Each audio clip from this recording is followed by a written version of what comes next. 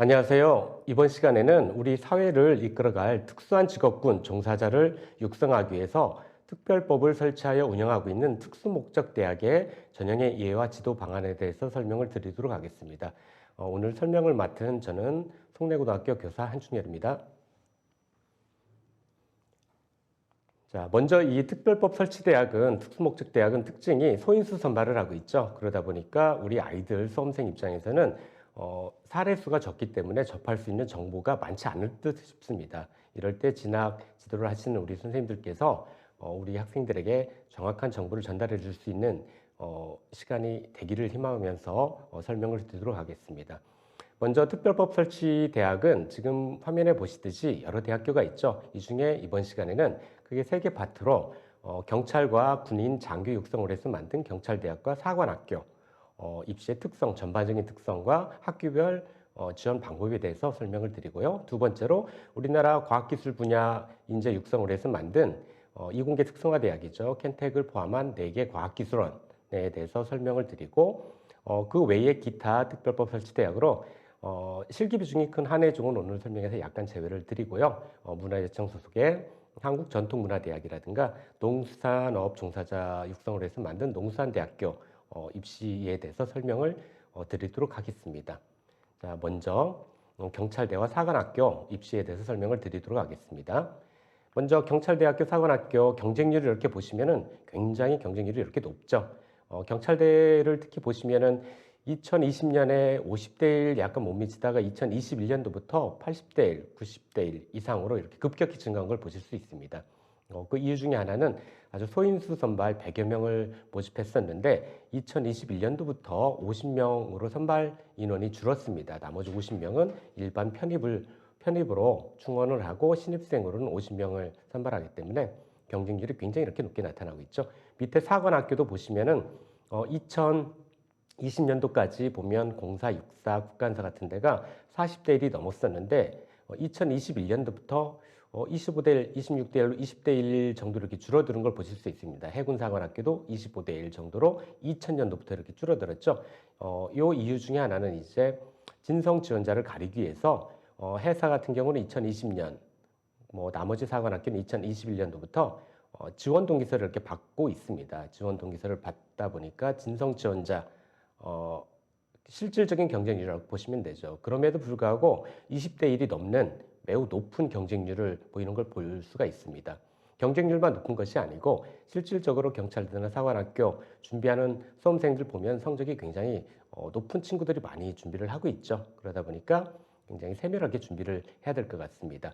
왜 그럼 이렇게 높은 경쟁률을 보이고 있는가, 선호도가 높은가를 전반적으로 이렇게 알아보시면은 우선 이 특수목적대학은 복수지원 이중등록 금지 대학에 적용해서 제외가 되죠. 즉 수시 6회 제한에 제외가 안 되고 수시에 붙어도 또 정시에 또 지원할 수 있는 뭐 이런 이중등록 금지 대학 적용에 제외가 된다는, 즉 아이들 입장에서는, 수험생 입장에서는 보험의 성격이 있다는 그런 것이 가장 큰 특징일 것 같습니다. 하지만 이거는 경쟁률이 높은 데만 이유를 두는 것이고 그 외에 여러 가지 장점이 있죠. 그리고 수능 이전에 1차 시험을 보는데 예전 같은 경우는 수능을 준비하던 친구들이 예비 수능의 차원에서 한번 1차 시험을 보자 해서 지원하는 경향도 많이 높았습니다. 최근에는 그런 경향이 조금 낮아지긴 했지만 여전히 이렇게 높은 경쟁률을 보이고 있고요. 수능 이전 7월 말 정도에 1차 시험을 응시합니다. 이 외에 이제 가장 큰 특징 중에 하나는 경찰대는 국고 지원이 이제 없어지고 국립대 수준의 학비를 내야 되지만 나머지 사관학교는 생활비라든가 학비, 교육비, 품위 뭐 일체 다 국비로 지원된다는 것도 가장 큰 특징이죠. 게다가 뭐 예를 들어 사관학교는 품위 유지비라고 월 뭐 90만 원 이상의 품위 유지비를 오히려 이렇게 받으면서 이렇게 국비로 많은 액수를 수험생에 지원한다는 건 그 정도로 이 직업군이 고급 인력이 필요하다. 그래서 국가 비용으로 이렇게 지원한다고 보시면 될 것 같습니다. 그리고 또 졸업 후에 사관학교 같은 경우는 대부분 다 군대만 가니까 뭐 군사 학위만 이렇게 딸 수 있을 거로 생각하는 친구들이 있는데 그렇지 않습니다. 여기도 자기 전공이 있죠.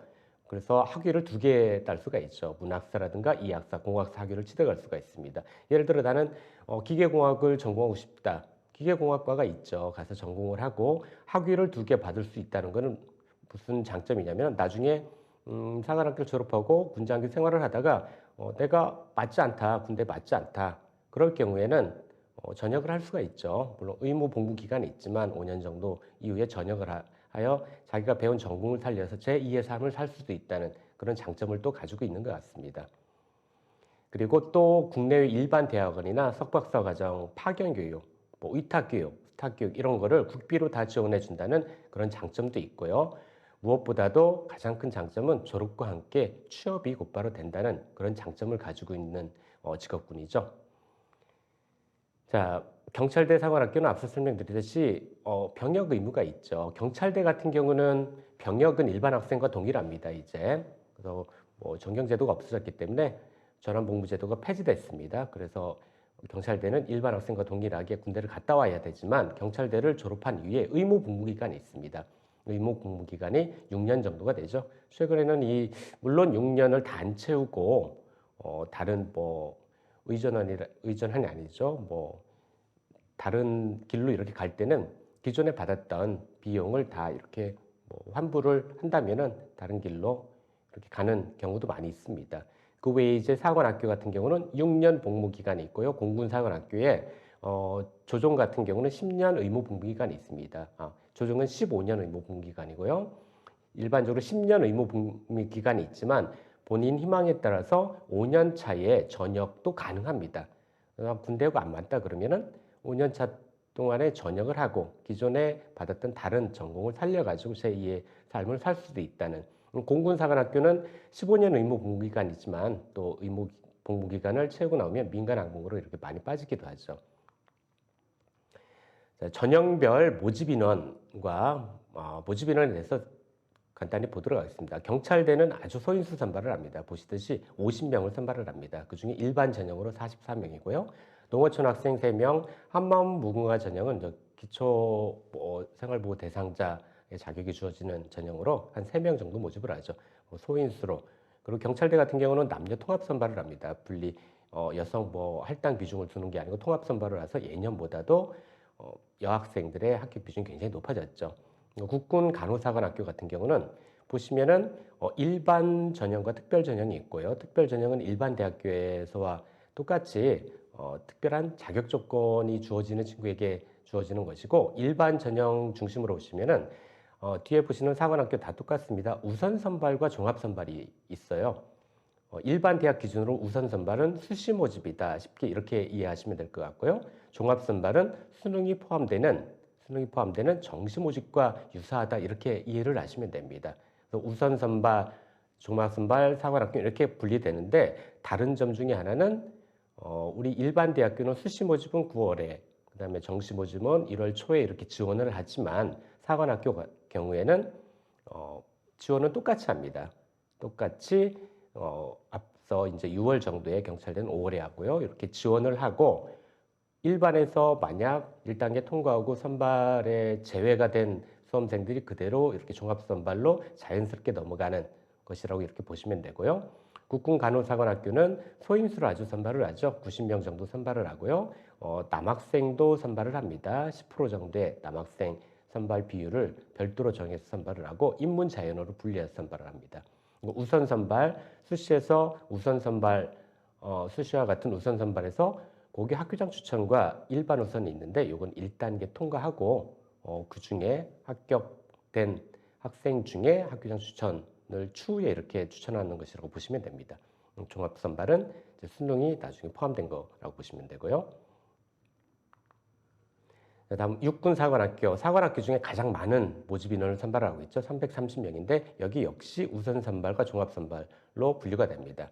네, 가장 우리 친구들이 유리하다 보시면은 학교장 추천을 받는 게 가장 유리하죠. 학교장 추천은 육사 같은 경우는 한 학교에 5명을 추천할 수가 있습니다. 재학생 3명, 졸업생 2명을 추천할 수가 있고 이 학교장 추천으로 받으면은 어려운 1차 시험, 국영수 1차 시험이 페일 패스가 됩니다. 점수가 되지 않고 1차 시험을 통과한 친구 중에 약 115명, 35% 내외를 우선 선발을 합니다. 만약 여기에서 선발이 되지 않았다 그러면 떨어지는 것이 아니고 다음 일반 전형이라고 했죠. 적성 우수 전형으로 그대로 이 인원이 밀려나는 겁니다. 단 1단계를 통과한 친구, 1차 시험에 통과한 친구에 한해서죠. 일반 적성 우수로 통과해서 다시 학교장 추천을 받지 못한 친구들과 경쟁을 해서 다시 35%를 선발합니다. 만약 여기서 떨어졌다 그러면 끝나는 것이 아니고 나중에 종합선발, 수능까지 응시하고 수능 성적이 포함된 종합선발의 기회가 또 한 번 주어집니다. 즉 학교장 추천으로 내가 지원을 하면은 총 3번의 기회가 단 1단계 시험을 통과했을 경우에는 3번의 기회가 주어지는 것이기 때문에 우리 사관학교 관심 있는 친구들은 학교장 추천을 받아가지고 지원하는 것이 굉장히 유리하다고 보시면 되겠죠. 해군사관학교 역시 우선 선발과 종합 선발 나눠지는데 우선 선발에 학교장 추천이 학교당 5명을 추천할 수가 있는 전형이고요. 전체적으로 170명, 사관학교 중에서는 국간사 다음으로 소인수 선발을 하고 있죠. 자, 단 공군사관학교는 학교장 추천이 없습니다. 공군사관학교는 학교장 추천이 없고 일반 전형으로 선발을 합니다. 일반 전형에서 1단계 통과했으나 선발되지 않은 친구는 종합선발로 그대로 밀려가지고 종합선발의 수능 성적이 플러스 돼가지고 이렇게 선발을 하게 됩니다. 235명을 전체적으로 모집을 하고요. 문과, 인문, 자연으로 분리해서 모집하고 남녀 성비 똑같이 사관학교는 국간사를 제외하고 여성생도 비중이 15% 내외로 이렇게 정해져 있습니다. 자, 사관학교 전형 방법을 전반적으로 설명드리면은 자, 모든 사관학교 보시면 1차 시험이 있죠. 경찰대도 1차 시험이 있습니다. 경찰대와 사관학교는 1차 시험 날짜가 7월 말 똑같은 날 시험을 봅니다. 그래서 중복 지원은 안 돼요. 경찰대나 사관학교 중에 한 군데나 중복은 안 되고 하나만 쓰셔야 됩니다. 1차 시험 날짜가 똑같고요. 물론 4개 사관학교는 공동 출제를 합니다. 문항이 똑같고 경찰대는 별도 문항 출제를 하지만 시험 날짜가 동일하기 때문에 이 중에 하나를 골라서 지원을 하셔야 되고요. 1차 시험이 통과한 수험생에 한해서 2차 시험에 응시 자격이 주어지는 겁니다. 1차 시험이 통과, 국영수 어려운 시험이라고 있죠. 수능보다 어려운 국영수 시험을 통과하고 통과한 친구에 한해서 2차 시험이 주어지는데 2차 시험에서는 크게 신체검사, 체력검정, 면접 이렇게 3가지가 주어집니다. 신체검사는 페일패스, 합불이 결정되는 것이고 신체검사에서 단계별로 통과한 학생에 한해서 체력검정과 면접이 각각 점수화돼 가지고 반영이 됩니다. 2차 시험 단계별로 2차 시험 점수와 이제 학생부 내신이라고 하죠. 학생부 성적과 기타 가산점이 플러스돼서 일반 선발에서 선발이 되고 거기에 만약 선발이 안 되면은 추후에 이제 수능 점수까지 플러스돼서 종합 선발에서 선발이 된다고 이렇게 보시면 됩니다. 먼저 전체적인 일정을 보도록 하겠습니다. 일부 학교 회사라든가 이런 데는 일정 공고가 올해께 아직 안 됐기 때문에 추후에 좀 더 확인하시길 바라고요. 먼저 원서 접수가 경찰대는 5월 말에 원서 접수가 일반 대학보다 훨씬 일찍이 시작되죠. 사관학교, 4개 사관학교는 6월 중순에 6월 16일부터 올해 같은 경우 26일 사이에 사관학교 원서 접수를 받는데 지원 동기서를 작성해야 됩니다. 원서 접수와 함께 지원 동기서를 우리 자기소개서가 일반 대학교는 올해부터 다 폐지됐지만 사관학교는 지원 동기서를 작성하셔야 됩니다. 이 지원 동기서 문항은 사전 공개가 안 됩니다. 그 원서 접수 시기에 진성 지원자를 가리기 위해서 열리니까 그때 확인하시도록 하고요. 1차 시험은 올해 같은 경우 7월 29일 토요일 날 경찰대 사관학교가 다 똑같습니다. 1차 시험을 보고 1차 시험 성적을 가지고 2차 시험 지원 확정을 합니다. 1차 시험 통과했는데 2차 시험에 응시할 것인가를 묻고 응시 확인을 한 친구에 한해 가지고 이제 1차 발표가 주어집니다. 그래서 경찰대는 8월 4일, 나머지 사관학교는 대략 8월 14일부터 회사 같은 경우 작년 8월 10일이었고요. 자, 1차 발표가 나오면은 2차 시험은 이제 학교별로 약간씩 다르죠. 신체검사, 체력검사, 면접시험이 이루어지는데 8월 말부터 10월까지도 이루어지고요. 다 또 AI 면접을 또 진행을 합니다. 최종 합격은 이제 경찰대와 이렇게 보시듯이 다르죠. 우선 선발은 사관학교 같은 경우 11월 초에 대부분 우선 선발 발표를 하고 종합선발, 수능이 포함된 종합선발은 12월 뭐 중순쯤에 19일, 16일 이때쯤 이렇게 발표를 하신다고 보시면 되고요. 지원 동기서 이건 작년 지원 동기서입니다. 똑같이 하는 거 매년 바뀌기 때문에 이거는 미리 준비하지 않도록 나중에 원서 접수할 때 공개가 됩니다. 작년 문제 같은 경우도 예를 들어 육사 같은 경우는 재작년만 해도 2022학년도에 문항이 6문항이었어요. 근데 2023학년도에는 2개 문항으로 이렇게 바뀌었고요. 이 중에서는 보시면 국간사라든가 뭐 해군사관학교 같은 경우 3번 문항까지 이렇게 있습니다. 전반적인 문항을 대략적으로 보시면 지원 동기라든가 진로 계획은 대부분 사관학교가 다 있고요. 그 외에 2번 문항에서 성장 배경이라든가 가치관이라든가 이런 문항을 많이 주어집니다. 국간사는 거기에 공동체 관련 경험이라든가 회사 같은 경우는 학교 생활, 지난 연도 2023학년도에는 이런 거를 기록하게 이렇게 주어졌습니다. 그리고 1차 시험을 보시면은 7월 29일 날 응시하는 1차 시험은 국영수 세 과목이 이루어집니다. 국영수 세 과목이 이루어지고 보시면 국어, 영어.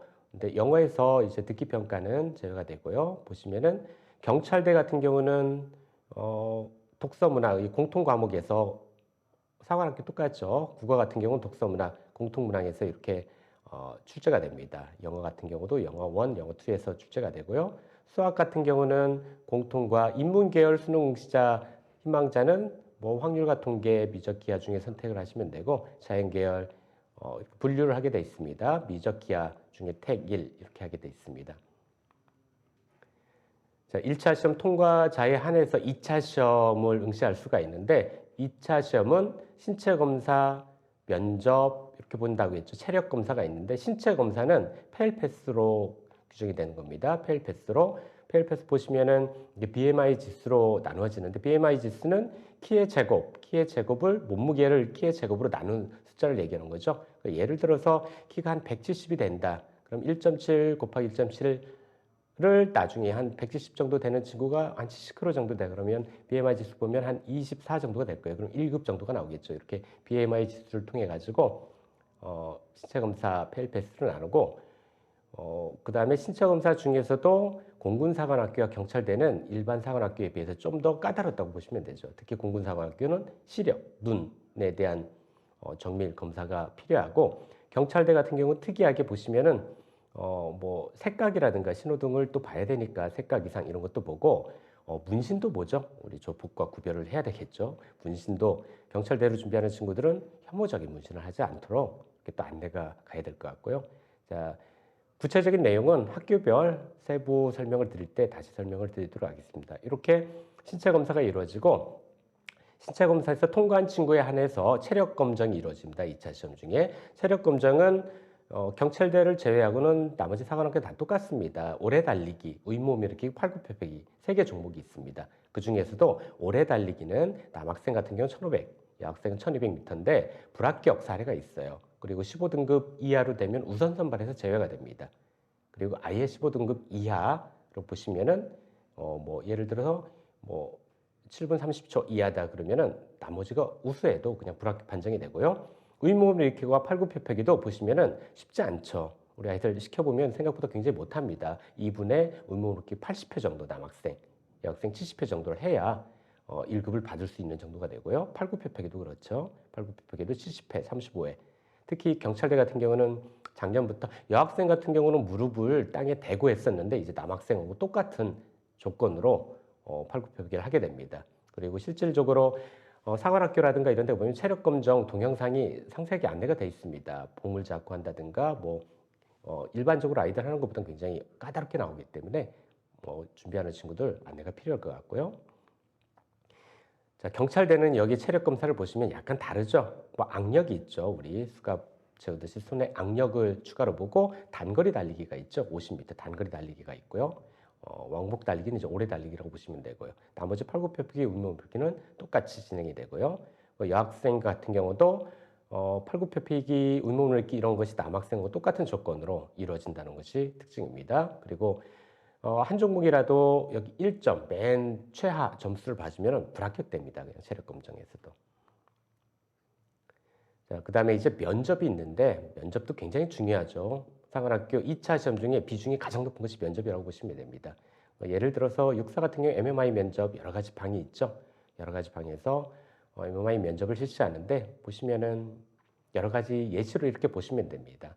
사례 예시가 있죠. 뭐 시험장별로 뭐 집단 토론, 약술 시험, 뭐 생기부에 대한 질문을 하기도 하고 국가관을 묻기도 하고 외적 자세, 뭐 복창 군인으로서 당당한 외적 자세나 발성 이런 걸 보기도 하고 그다음 심리 검사를 바탕으로 하기도 하고요. 그다음 마지막으로 생도 대장과 전반적인 생기부 내용을 가지고 면접을 하기도 합니다. 사관학별로 이거는 약간 다르기 때문에 뒤에 또 설명을 드리도록 하겠습니다. 그리고 내신 성적을 반영하기도 하는데 실질적으로 보시면은 교과 성적이 등급별 점수차가 사실 크진 않습니다. 합격 사례를 보시면 뭐 4등급, 5등급에서 6등급에서 합격되는 사례도 많이 나옵니다. 그래서 뭐 너는 내신이 안 되니까 사관학교 안 될 것 같다 이런 거는 뭐 당연히 안 하시겠지만 내신보다도 나머지 가장 중요한 1차 시험이고 2차 시험에서 남은 체력 검정이라든가 이런 거 준비할 수 있도록 격려해 줄 필요도 있을 것 같고요. 내신 좀 나쁘더라도. 그리고 가산점이 사관학교에서 여러 가지가 있죠. 보시면은 예를 들어 해사 같은 경우는 수상임명 구조 자격, 라이프가드 보유 시에는 가산점이 있습니다. 그렇다고 뭐 해사를 준비하는 친구한테 지금 가서 라이프가드 자격증을 준비해라 이럴 수는 없잖아요. 그러니까 태권도, 유단자, 검도 같은 경우 유도나 이런 유단자에게 가산점이 또 있습니다. 그렇다고 사관학교 준비하는 친구들한테 도장 다니게 할 수도 없고 만약 희망자가 있으면 지금 상황에서 아이들이 준비할 수 있는 가산점은 한국사 가산점, 한국사 인증시험 가산점이 유일할 것 같습니다. 요거는 이제 사관학교별로 몇 회에서 몇 회까지 제한을 두거든요. 그리고 자주 있는 시험이 아니기 때문에 또 경쟁률이 높기 때문에 작은 점수일지라도 가산점을 가지고 응시할 수 있도록 안내가 필요할 것 같고요. 그래서 한국사 인증시험 가산점을 올해 시험을 보시면은 이렇게 해사, 육사, 공사별로 요거는 이제 2023년도 기준이에요. 학교별로 급수체계에 따라서 가산점 비중이 약간 다르죠. 그리고 필요한 급수 회차도 이렇게 다르지만 이거는 가산점을 뒤에 또 설명드릴게요. 한국사 인증시험을 보시면 이렇게 올해 같은 경우는 63회는 이미 끝났고요. 지금 만약 우리 친구들이 빨리 응시할 수 있다 그러면 64회 정도가 되겠네요. 3월 초에 접수를 해서 시험이 4월 15일. 접수 기간이 이렇게 3월 30일부터 길게 돼 있지만 지역별로 저 기간을 다 주는 게 아닙니다. 지역별로 접수 일자가 딱 정해져 있기 때문에 관심 있는 친구들에게 까먹지 말고 꼭 접수를 할 수 있도록 안내가 필요할 것 같고요. 올해 같은 경우는 66회 정도에서 66회 성적 발표가 8월에 되니까 저 정도까지가 아마 사관학교에서 자격을 주어지지 않을까 예상을 하고 있습니다. 자, 이제 학교별로 좀 더 구체적으로 보도록 하겠습니다. 먼저 경찰대학교 50명을 선발한다고 말씀드렸고요. 일반 전형과 특별 전형으로 구분이 되고 2021학년도부터 남녀 통합 선발을 한다고 말씀드렸죠. 사관학교는 여생도 남생도 비중이 이렇게 정해져 있는 반면에 경찰대학교가 이렇게 통합 선발을 하면서 여학생들의 합격 비중이 굉장히 많이 늘어나고 있죠. 그리고 인문, 자연, 계열 구분도 없습니다. 경찰대학은. 그리고 농어촌 특별 전형 고교별 추천 인원이 한 3명 정도씩 이렇게 줄었고요. 연령 제한이 41세로 굉장히 늘었다는 것도 특징이고요.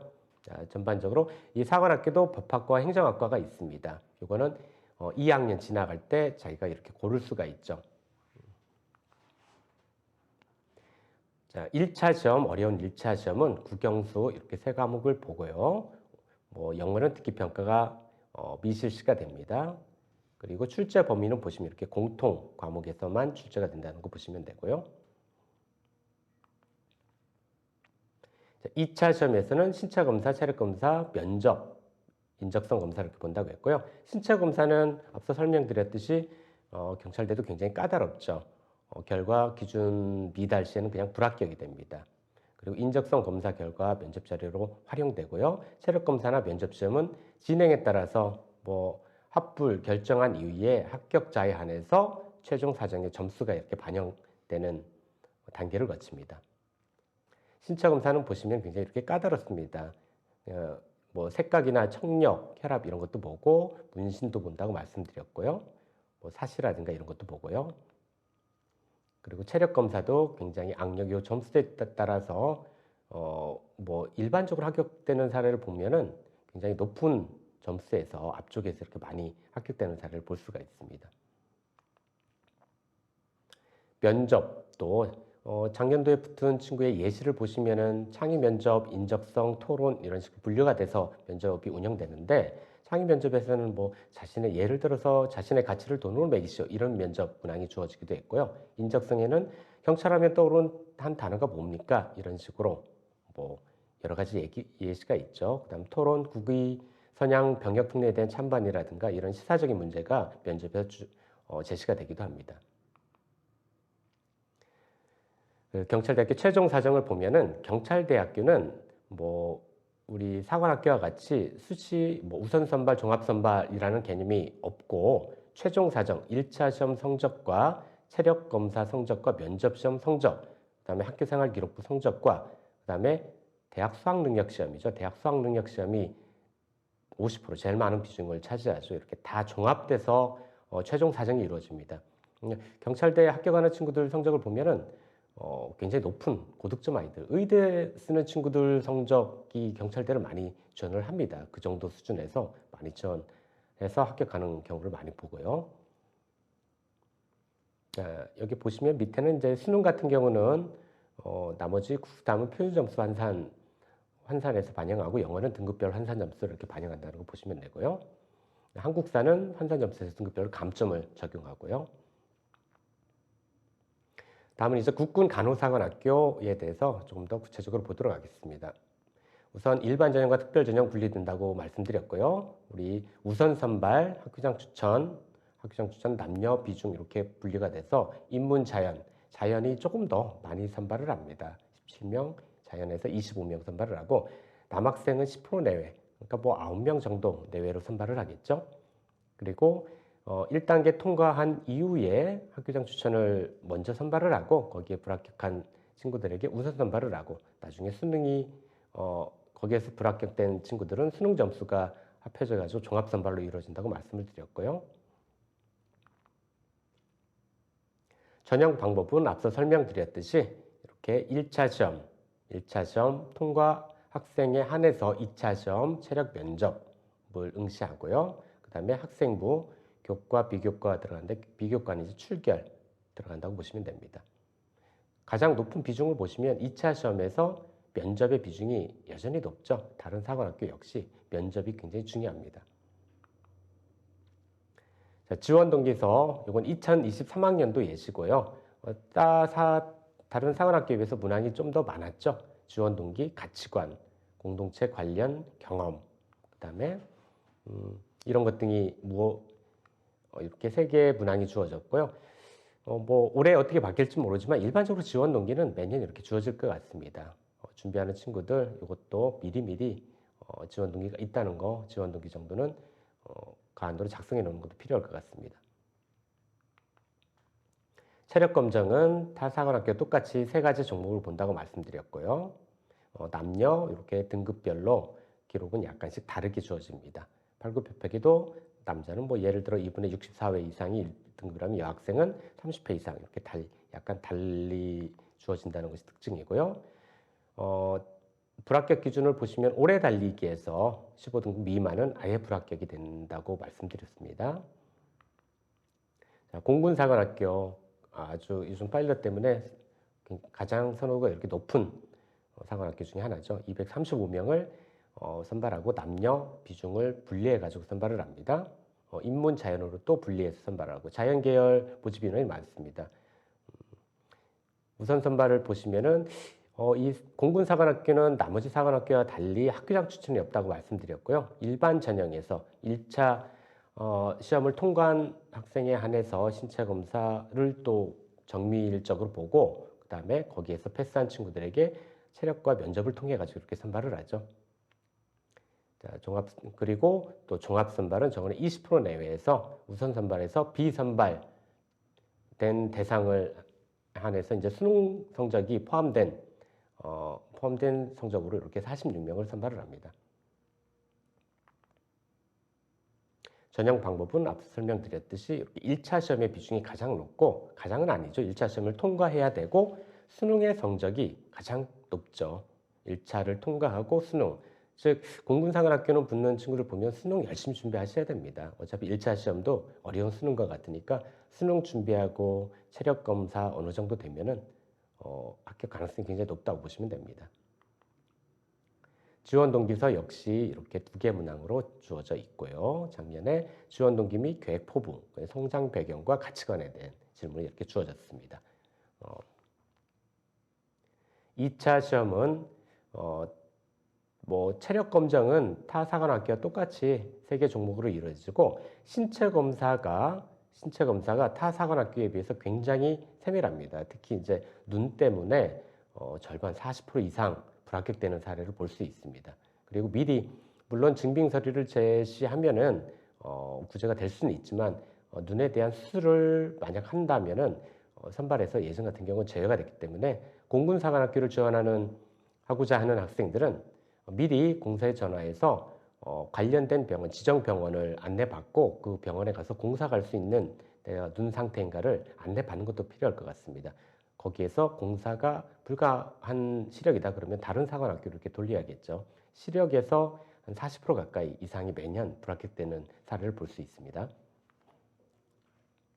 체력 검사표 같고요. 그다음에 이제 15등급 이하가 물론 불합격은 아니지만 15등급 이하가 2개 종목 이상이면은 요거는 뭐 거의 불합격이라고 보시면 되겠죠. 불합격되고 이제 오래 달리기는 앞서 보셨듯이 불합격 등급이 따로 이렇게 정해져 있습니다. 그리고 총점 150점 만점 80점 미만으로 받아도 이렇게 불합격이 되고요. 공군사관학교 면접 예시를 보시면은 뭐 지난 연도 기출 예시를 보시면 이런 것 등이 나옵니다. 뭐 예를 들어 동기 중에 사관학교 교칙으로 배한 자를 목격했다. 어떻게 대처할 것인가? 이렇게 공군사관학교 면접은 시사적인 얘기도 나오지만 면접을 준비하는 친구들에게 이것을 안내할 필요가 있을 것 같습니다. 공사시프는 이제 공군사관학교 생도들이 지내는데 필요한 뭐 10가지 뭐 교훈 같은 거죠. 교훈 같은 건데 이거를 암기해서 숙지해서 갈 수 있도록 예를 들어 면접에서 앞서 면접 중에 예를 들어서 동기 중에 교칙 위반한 동기를 목격했다. 어떻게 대처할 것인가? 그럴 때 예를 들어서 우리 공사시품 중에 어떤 것이 있을까요? 예를 들어 이런 거 볼까요? 시품 중에 저런 게 있네요. 8번에 보시면은 신상필벌하라 이런 내용이 있잖아요. 아니면은 신상필번. 그러니까 동기 중에 뭐 실수하는 잘못을 발견했다 그러면은 타의 모범이 되는 선행에 대해 찬스를 아끼지 않아야 되지만 공사시품에 나와 있는 신상필벌과 같이 잘못된 행위에 대해서는 지적을 아예 시정케 하는 것이 옳다고 생각합니다. 이런 식으로 답변을 준비하면 좀 더 좋지 않을까 해서 공사를 준비하는 친구들에게 공사시품은 이렇게 다 숙지할 수 있도록 안내하는 것도 굉장히 좋을 것 같습니다. 다음은 육군사관학교 설명을 드리도록 할게요. 이 육군사관학교 세부 모집 요강은 아직 2024학년도 발표가 안 돼서 작년도 바탕으로 말씀드리면은 학교장 추천과 우선 선발에서 학교장 추천 학교별로 재학생 3명, 졸업생 2명 추천할 수 있다고 말씀드렸고요. 이 학교장 추천은 1차 시험이 페일 패스가 된다고 했어요. 점수가 되지 않고 학교장 추천을 통과한 친구에 한해서 우선 선발을 전체 모집인의 30% 내외 98명을 선발을 하고 여기에 만약 학교장 추천을 지원하였으나 불합격할 경우에는 추천을 못 받은 친구와 또 거기서 불합격된 친구 간의 경쟁을 해서 적성우수로 또 30% 우선 선발을 합니다.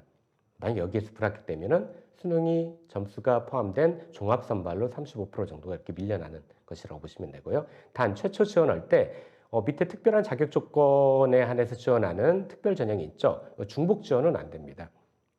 일반 전형과 특별 전형 중에 골라서 한 개 전형에만 지원해야 된다는 것이 특징이고요. 그다음 수능은 1차 시험 원서 접수할 때 동일 계열로 응시해야 됩니다. 그러니까 문과 수능을 여기 예를 들어 인문, 자연 분리해서 모집을 하고 있는데 내가 인문으로 지원했으면은 인문 같은 경우는 사실은 뭐 수학에서 미적기하, 확통 어느 것도 상관없으니까 상관없는데 내가 자연으로 지원했다 그러면 수능을 뭐 예를 들어서 수능을 반드시 미적이나 기하를 응시해야 되겠죠. 1차 시험 문항이 이렇게 다르게 나타나기 때문에 이렇게 반드시 동일 계열로 응시해야 됩니다. 자, 모집 인원 이렇게 보셨고요. 학교당 5명 추천할 수 있고, 자, 배점이 면접의 비중이 굉장히 높죠. 1000점 만점 중에 640점이 면접입니다. 면접이 MMI 면접을 실시한다는 거 보셨고요.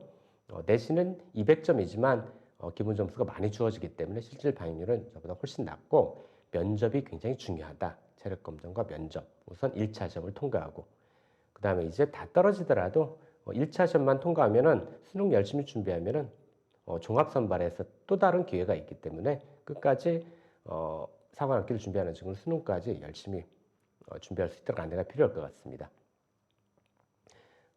지원 동기서 2024학년도 이렇게 두 개의 문항이 주어졌었고요. 지원 동기와 비전 포부 가치관에 관한 최대 2,000자까지 쓸 수 있는 거니까 이것도 미리 안내가 필요할 것 같습니다. 체력 검정 기준표를 보시면 저기 녹색으로 음영 표시가 되어 있는 10등급부터 뭐 16등급 이하는 불합격이 되지만 저 녹색으로 표시된 등급에 있으면 우선 선발에서 제외가 됩니다. 우선 선발에서 제외가 되고 쭉 밀려나기 때문에 최대한 9등급 이하 이상으로 맞을 수 있도록 오래 달리기 준비가 가장 필요하다는 게 안내가 필요할 것 같고요. 다음은 해군사관학교 설명을 드리도록 하겠습니다. 우선 모집 인원은 육해공 중에서는 170명으로 가장 소인수 선발을 하고 있죠. 학교장 추천 34명, 학교장 추천은 5명을 추천할 수가 있다고 했고요. 학교별로 여기 34명을 선발을 하고 나머지 일반 우선으로 뭐 최대 102명까지 선발을 하고 종합 선발에서 34명 정도 선발합니다. 올해 뭐 2024학년 세부 요강이 발표 안 됐기 때문에 작년 기준으로 다 설명을 드리도록 하겠습니다. 그리고 이제 특별 전형의 경우에는 독립국가유공자라는 고른기 외국인 자녀 같은 경우는 왜 일반 선발과 달리 성별, 계열 구분 없이 8명을 모집합니다. 나머지 일반 선발은 남녀, 뭐 계열 이렇게 분리해서 모집을 하고 있죠. 전형 절차도 다른 사관학교와 뭐 비슷합니다. 원서 접수 동일하게 하고 1차 시험 통과자에 한해서 2차 시험에서 신체 검사, 체력 검정 면접이 이루어지고 있습니다. 지원 동기서 2024학년도 이렇게 3개 문항이 주어졌고요. 다 똑같이 지원 동기가 있죠. 성장 배경 가치관 거의 다 이렇게 동일한 걸 보실 수 있고 특이하게 이제 학교 생활 3번 내용이 이렇게 나오고 있죠. 해군사관학교가 지원 동기서가 이렇게 약간 길죠. 3개 문항이고 작년 같은 경우 그래서 경쟁률이 조금 더 약간 낮은 그런 경향도 볼 수가 있고요. 사관학교 신체 등급 BMI 지수 이렇게 보시면 4급은 불합격되고 대부분 뭐 키가 작다든가 이래서 사관학교 안 되는 경우는 없으니까 BMI 지수를 확인해 볼 필요도 있을 것 같습니다. 보시면은 전형별 선발 인원 학교당 4명 추천할 수가 있다고 앞서 5명이라고 했는데 4명 추천할 수가 있습니다.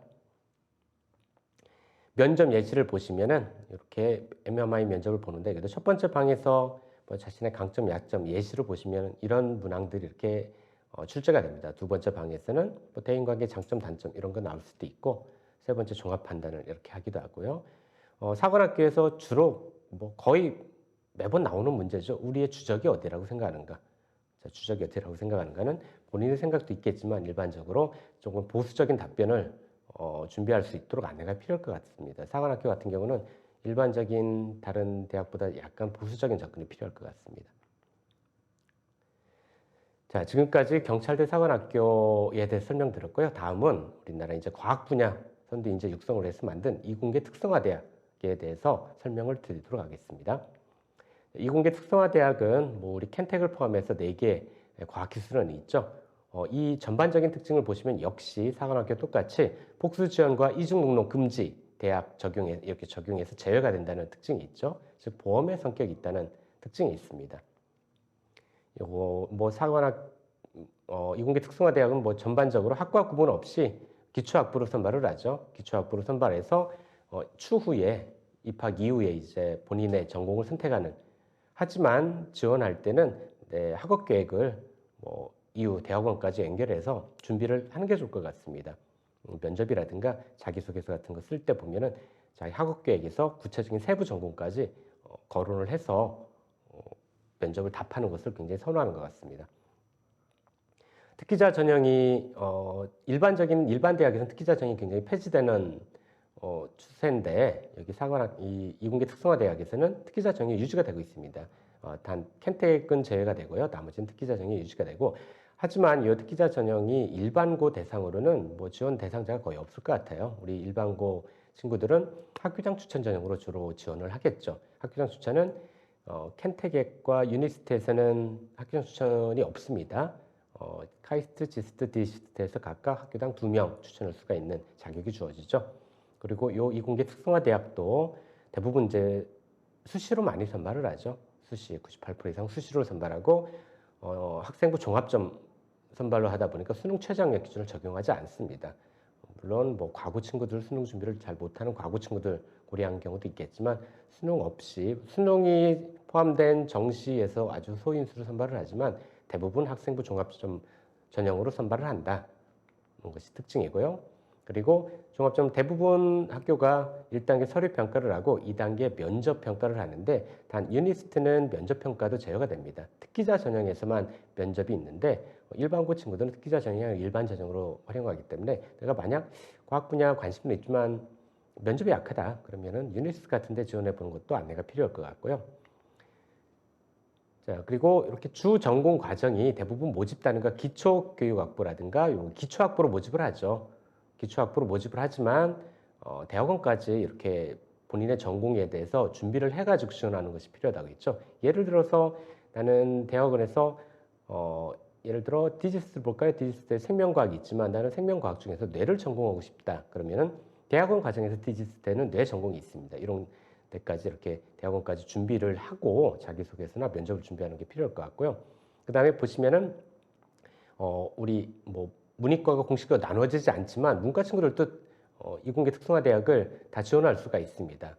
그리고 요즘 융합적인 인재를 굉장히 중시하기 때문에 예를 들어서 저기 보시면 유니스트에도 보면은 경영과학 학부가 있잖아요. 인문학부도 있고 카이스트에도 똑같이 기술경영, 인문사회 이런 데가 있습니다. 그리고 뭐 다른 대학도 문과 친구들도 충분히 융합적인 성향을 가지고 있으면 지원해도 합격되는 사례를 굉장히 많이 볼 수가 있습니다. 자, 자기소개서가 일반 대학은 다 폐지가 되는 수준인데 이 자기소개서가 과학기술원에서는 유지가 되고 있고요. 유지가 되고 있습니다. 그리고 정시 자격 수능 영역이 이렇게 보시면은 약간 변화가 있죠. 올해 카이스트 같은 경우는 2 플러스 1 플러스 2 이렇게 다른 2 과목을 응시하는 것이 필수였었는데 올해 같은 경우는 1 플러스 1도 허용이 된다는 것이 약간 특징이고 단 2 과목을 했을 경우엔 가산점이 대부분 이렇게 주어지는 방식으로 주어지고 있죠. 자, 우리 성적을 보시면은 물론 2021학년도 성적이지만 많은 친구들이 카이스트 상위권 친구들이 쓰기 때문에 카이스트만 이렇게 선호하는 경향이 있는데 그렇지 않습니다. 다른 학교도 보시면은 성적이 굉장히 높죠. 카이스트는 특히 더 높고 그리고 또 일반고에서 합격 비중이 높은 학교들 보면은 뭐 디지스트나 이런 데는 70% 이상 일반고에서 많이 붙고 있습니다. 카이스트 같은 경우는 매년 약간씩 다르지만 뭐 30% 이하로 일반고가 합격하는 사례가 보이니까 다른 과학기술원을 이렇게 안내하는 것도 필요할 것 같고요. 학교별로 조금 더 구체적으로 보도록 하겠습니다.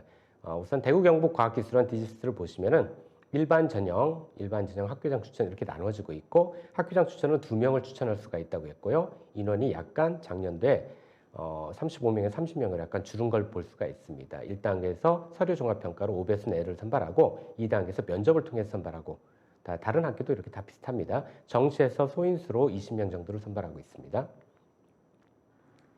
자, 지스트 광주과학기술원 역시 일반 전형 학교장 추천 이렇게 분리가 되고 있죠. 학교장 추천으로 40명, 학교장 일반고에서는 학교장 추천으로 많이 씁니다. 일반적으로 똑같이 1단계에서 서류 종합평가로 4, 5배 정도를 선발하고 2단계에서 종합 면접을 통해서 선발을 하고 있습니다.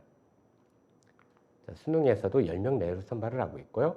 카이스트가 올해 약간 요강 변경이 있습니다. 보시면은 뭐 얼리 어드미션하고 이제 레귤러하고 레이트 어드미션 이렇게 세 개로 분류가 되고 있죠. 선발 시기가 약간씩 다릅니다. 시기가 약간 다르고 일반적으로 보시면은 여기 보면 창의 도전 전형이 있고 학교장 추천 전형이 있는데 일반적인 일반고에서는 학교장 추천 전형으로 작년도 동일하다고 보시면 되는데 학교장 추천 전형으로 쓸 수가 있고, 창의 도전 전형은 학교장 추천을 받지 못한 친구들, 일반적으로 특목고 친구들이 많이 썼었죠. 특목고 친구들은 작년과 다른 경우에는 창의 도전 전형으로도 한 번 쓸 수 있고 일반 전형으로도 또 한 번을 쓸 수가 있습니다. 이렇게 창의 도전 전형과 일반 전형 간에는 중복 지원이 가능하지만 그 외의 전형 간의 중복 지원은 불가합니다. 일반고 친구들은 전형과 똑같이 학교장 추천 전형으로 지원하는 것이다, 이렇게 보시면 됩니다. 모집인은 똑같고 작년도와 다른 거는 뭐 창의 도전과 일반 전형이 이렇게 일반 전형이 분리돼 가지고 두 번의 기회로 나눠졌다는 정도만 조금 다른 것 같습니다. 이게 변경된 내용인데 면접 비중이 굉장히 늘었죠. 면접 비중이 40%였는데 카이스트 면접 굉장히 어렵죠, 사실은. 그리고 고른 기회 학업 역량 면접에서도 영어가 플러스 됐습니다. 영어로 어차피 수업하기 때문에 과기원들은 영어가 플러스가 됐고, 수능 우수자 전형에서 정시에서 자격 조건 과탐이 1+1도 자격이 주어졌다는 것이 올해 약간 달라진 겁니다. 자기소개서 일반 대학과 달리 과기원은 자기소개서가 필수입니다. 교사 추천서도 필수고요. 에너지공과대학, 켄텍도 보시면은 일반 전형, 여기 학교장 추천 제도가 없죠. 정시에서 10명, 수시에서 100명 소인수 선발하지만 다른 학교와 똑같이 1단계 서류 전형을 통해서 5배수 내를 선발하고 2단계에서 면접을 보는데 켄텍의 면접은 창의 면접이라고 미션 카드를 통해서 하는 방식인데, 이 상세한 내용은 켄텍 홈페이지에 공지가 돼 있기 때문에 유튜브라든가 이런 데 안내가 돼 있습니다. 창의 면접은 면접 카드를 가지고 준비하는 거여서 이 준비가 필요할 것 같고요. 끝으로 이제 유니스트 같은 경우 울산과학기술원은 똑같습니다. 다른데 서류 종합평가로 일정 배수를 선발하고 여기 보시면 일반 전형의 경우는 면접 전형이 있기도 하고, 앞서 설명드렸듯이 이제 특기자 전형만 면접이 있다고 이렇게 말씀을 드렸죠. 서류로 100% 이렇게 선발을 합니다. 특기자에서는 면접 40%가 서류 기반으로 진행이 되고요. 자, 지금까지 이공계 특성화 대학 설명을 드렸고요. 기타 특별법 설치대학으로 한 두 가지 대학을 설명드리도록 하겠습니다. 우선 우리나라 전통문화재 관리를 위해서 만든 문화재청 소속의 대학이죠. 2010년도부터 이렇게 2000년도부터 모집을 했죠. 한국 전통문화대학이 있습니다. 전통문화대학을 보시면은 이렇게 보시면 여러 학과가 있죠. 전통 미술공예학과도 있고 전통 건축학과도 있고, 여기 보시면은 우선 선발 제도가 있고 수시 모집이 있고 정시 모집이 있죠. 다른 점 중에 하나는 우선 선발은 입학고사를 봅니다. 별도의 입학고사, 우리 사관학교 1차 시험과 같이 별도의 고사를 보고 선발을 한 것이라고 보시면 되고요. 우리 일반적인 학생들이 많이 쓰는 건 수시 모집에서 많이 쓰겠죠. 수시 모집은 일반 대학과 똑같이 종합 전형과 교과 전형 이렇게 나누어집니다. 특기자 전형이나 실기 전형도 있고요. 그다음에 정원 내로 이렇게 특별한 자격 조건을 갖춰서 모집을 하기도 하고, 정시에서도 소인수로 20명 정도 모집을 합니다. 이건 부여에 있는 문화재청 소속의 대학이죠. 그리고 우선 선발은 앞서 설명드렸듯이 7월에 필기고사 시험이 있습니다. 국영수, 한국사까지 이렇게 시험으로 수능 출제와 유사하게 선발이 되고요. 출제가 되고 이를 바탕으로 1단계를 통과하고 2단계에서 1단계 성적과 면접이 면접 20%가 플러스 돼가지고 전형이 이루어지고 있습니다. 그리고 자, 수시 모집 9월경에 하는 수시 모집은 종합 전형이 있고 교과 전형이 있고, 이것도 똑같이 이제 학생부 성적과 서류 평가, 그다음에 면접 이렇게 이루어져 이루어집니다. 정시 모집은 뭐 수능 성적을 가지고 반영이 된다고 보시면 되고요. 전통 미술공예학과는 실기 성적 40%가 들어갑니다. 주요 변경 사항을 보시면은 실기 전형에서 여기 실기고사 과목이 색채 정밀 묘사로 바뀌었다는 거, 정물에서 이 정도가 바뀐 것이고, 나머지 모집 인원이라든가 이런 건 큰 변화가 없습니다. 자기소개서가 여기는 전면 폐지가 됐습니다. 일반 대학과 똑같이. 심층 면접 예시를 보시면은 이렇게 이루어집니다. 전통문화에 대한 이해와 자세, 의사소통 능력, 인성 이런 걸 바탕으로 보고, 전공 적성 평가 같은 경우 전공 관련 지식이라든가 이런 걸 봅니다. 예를 들어 사진을 보고 어느 문화재 사진을 보시고 이 건축 양식이라든가 이런 거 전공적인 면을 묻기도 하고요. 그다음에 지원 동기 이런 내용으로 보기도 하고, 뭐 일반적인 교양을 즉답형으로 묻기도 합니다. 예시를 보시면 뭐 세계 무형문화, 뭐 인류 무형문화유산, 뭐 세계 기록유산에 대해 설명해 보시죠. 고구려 일기에 대해서 설명해 보시죠. 뭐 박물관에서 인상 깊게 본 유물에 대해서 뭐 연대와 특징 이런 것들을 설명해 보시죠. 뭐 이런 식으로 문제가 주어지기도 합니다. 자, 다음은 우리나라 유일한 농업에 종사하는 인원을 선발하기 위해서 육성하기 위해서 만드는 뭐 3년제 국립대학이었었는데 2010년부터는 전문학사 과정이 되면서 일반 4년제 학사학위를 취득할 수 있는 그런 국립대학이죠. 전주에 있는 한국 농수산대학에 대해 설명드리도록 하겠습니다. 이렇게 보시면은 특별 전형이 있죠. 특별 전형이 있고 일반 전형이 있는데 여기는 조금 다르게 특별 전형이 우리 일반 친구들이 지원할 수 있는 전형이라고 보시면 됩니다. 일반 전형은 여기에서는 그쪽 분야에 종사하는 학생들이 지원하는 것이라고 보시면 되고 우리 학생들이 만약 도시인재 전형 일반적으로 뭐 시에서 이런 데 거주한다 그러면 도시인재 전형으로 지원을 할 것 같고요. 지역균형인재는 학교장 추천이라고 보시면 되고 농수산인재 전형은 경기도에도 옛날 뭐 예를 들어 김포 제1고라든가 이런 경기도 12개 학교가 지정이 되어 있죠. 옛날 농업고등학교가 있죠. 그런 자격 조건이 주어지는 학생들에게만 주어지는 게 농수산인재 전형이라고 보시면 됩니다. 일반고 친구들은 도시인재 전형으로 지원할 수 있다 이렇게 보시면 되고요.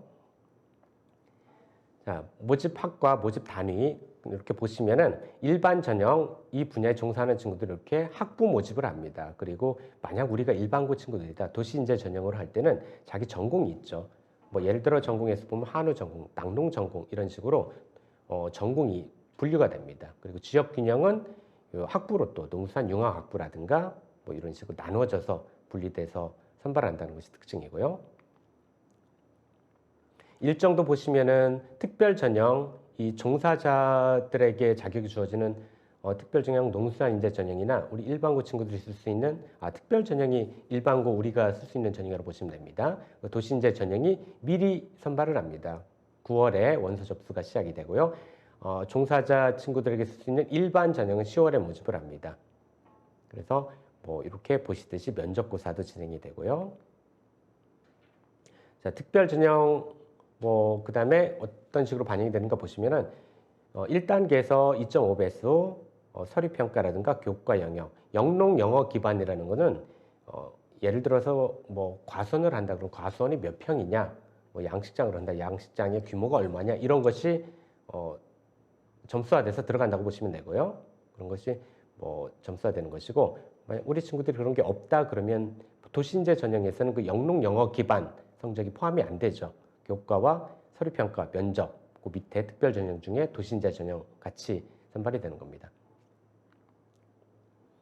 전형 방법은 일반 전형은 이제 그쪽 방면에 이제 이렇게 종사하는 친구들이겠죠. 교과 영역, 서류평가 50, 50 해서 진행이 되고 2단계에서 똑같이 면접의 비중이 굉장히 높게 나타나고 있죠. 농수산대학 여기도 학년별 반영비를 보면은 3학년 1학기가 40%, 3학년 1학기 한 학기인데 40% 내신이 들어간다는 것이 가장 큰 일반 대학교와 다른 점이죠. 이렇게 들어가고요. 그 다음에 과목별 석차 등급이 나오는 과목, 즉 진로 선택 과목은 반영이 제외가 된다는 거, 보통 교과만 반영이 된다는 것도 특징입니다. 그리고 이 농수산대학도 역시 학비가 전액 국비로 지원이 됩니다. 기숙사비 포함해가지고 다 국비로 지원이 되고 농수산대학 같은 경우는 1997년인가요? 97년도에 우리 이제 우루과이 라운드 되면서 우리 농업 부문이 이렇게 개방이 되면서 농업 식량 안보 차원에서 이렇게 만들기 시작해서 2000년부터 모집을 했죠.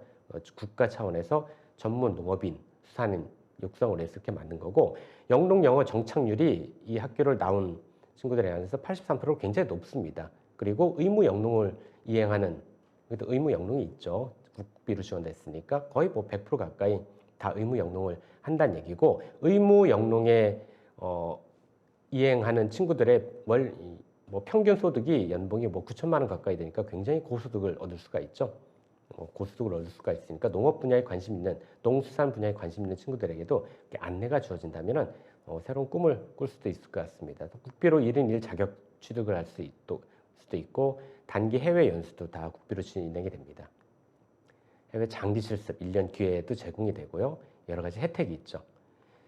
자, 여기까지 뭐 기타 특별법 설치 대학을 봤고요. 오늘 설명드린 학교들은 뭐 특수한 직업군이죠. 특수한 직업군에 종사하는 전문 종사원을 육성하기 위해서 특별법 설치한 대학인데 우리 친구들이 사례가 적어서 뭐 수험생들 준비하기 어려울 것 같습니다. 오늘 선생님들이 오늘 설명을 바탕으로 우리 친구들에게 수험생들에게 많은 안내가 돼서 우수한 인재들이 이런 특수한 직업군에 종사하길 바라면서 이상 설명을 마치도록 하겠습니다. 고맙습니다.